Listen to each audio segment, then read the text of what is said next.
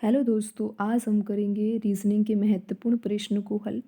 दोस्तों, इन प्रश्नों के अभ्यास के माध्यम से आप अपनी किसी भी परीक्षा की तैयारी को बेहतर कर सकते हो। आइए दोस्तों, शुरू करते हैं आज का पहला प्रश्न। दोस्तों, यहाँ पर प्रश्न में दिया गया है 9:64 और ये है समान अनुपात का चिन्ह और यहाँ पर लिखा हुआ है 10 अनुपात और ये है प्रश्न चिन्ह। तो दोस्तों, हमें यहाँ पर ये पता लगाना है कि प्रश्न चिन्ह के स्थान पर कौन सी संख्या आएगी।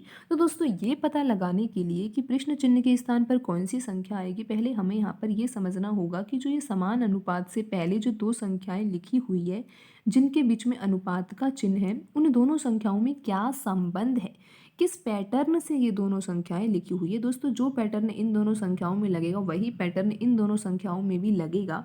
और फिर अगर हमें यहाँ पर पैटर्न ही पता चल जाता है तो फिर ये पता लगाना कि प्रश्न चिन्ह के स्थान पर कौन सी संख्या आएगी हमारे लिए बहुत ही आसान हो जाएगा। तो दोस्तों, सबसे पहले तो हमें यहाँ पर ये समझना है कि जो ये 9 लिखा हुआ है और 9 के बाद जो 64 लिखा हुआ है और जिनके बीच में अनुपात का चिन्ह है, इन दोनों संख्याओं में क्या संबंध है। तो दोस्तों, आप ऐसा सोच रहे होंगे, बिल्कुल दोस्तों आप ऐसा ही सोच रहे होंगे कि यहाँ पर 9 लिखा हुआ है और 9 में से अगर हम 1 घटा देते हैं और 8 आ जाता है और 8 का वर्ग ही तो 64 होता है। बिल्कुल दोस्तों, क्या आप इस तरीके से नहीं सोच रहे थे? आप इसी तरीके से सोच रहे थे दोस्तों आप कि 9 में से आप 1 घटा रहे हो तो 8 आता है और यहाँ पर अगर 64 लिखा हुआ है तो निश्चित रूप से ये 8 का वर्ग ही है। दोस्तों, ये तरीका बिल्कुल सही है, लेकिन दोस्तों यहाँ पर जब 10 लिखा हुआ है तो यहाँ पर आप सोच रहे हो कि 10 में से भी 1 घटा दिया जाए तो 9 आता है और 9 का वर्ग होता है 81। लेकिन दोस्तों, 81 ऑप्शन में तो नज़र आ ही नहीं रहा। तो फिर ये तरीके से हम सवाल हल नहीं करेंगे, फिर हमें दोस्तों दूसरे तरीके से सवाल हल करना होगा, क्योंकि दोस्तों आंसर तो इन्हीं में से लेके आना है हमें। तो फिर हमें दूसरे तरीके से सोचना होगा कि 9 के द्वारा 64 को कैसे प्राप्त किया जा सकता है या फिर 64 के द्वारा 9 को कैसे प्राप्त किया जा सकता है। दोस्तों, किसी भी तरीके से आंसर आ सकता है, आप बस अपना तरीका सोचिए और यहाँ पर जो जिस पैटर्न से हम सवाल हल करा रहे हैं उस पैटर्न को भी जानिए।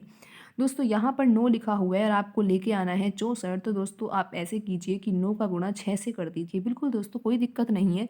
9 का गुणा जब 6 से करा जा रहा है तो 54 आ रहा है। लेकिन अब हम 64 के बिल्कुल नज़दीक आ चुके हैं, क्योंकि अगर हम 54 में 10 जोड़ देते हैं तो आंसर 64 आ जाता है। तो कैसे किया दोस्तों आपने यहाँ पर? दोस्तों, आपको 9 से 64 प्राप्त करना था और आपको कोई तरीका मिल नहीं रहा था, तो आपने ऐसा सोच लिया कि 9 में जब 6 का गुणा किया जाता है तो 54 आता है। बिल्कुल दोस्तों, 54 जैसे ही आपको दिखाई देता है तो आपने अपना दिमाग लगा ही लिया कि 54 में 10 जोड़ने पर 64 आ जाएगा। तो दोस्तों, जब आपने इतना दिमाग लगा ही लिया तो आंसर क्यों नहीं निकाल रहे दोस्तों? आप आंसर आपने निकाल ही लिया होगा।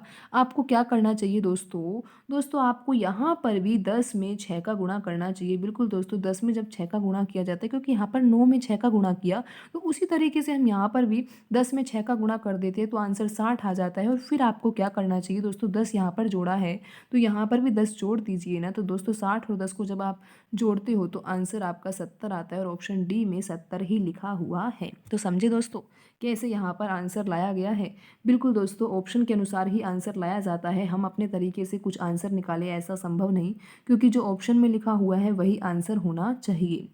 दोस्तों, यहाँ पर हमें आंसर निकालना था तो हमने क्या किया, 9 का गुणा 6 से कर दिया और उसमें फिर 10 जोड़ दिया तो 64 बन रहा था। तो हमने यहाँ पर भी यही किया, 6 का गुणा किया और उसके बाद 10 जोड़ दिया तो 70 आ गया। तो दोस्तों, ऑप्शन डी में भी तो 70 लिखा हुआ है, तो हमारा आंसर सही ही होगा।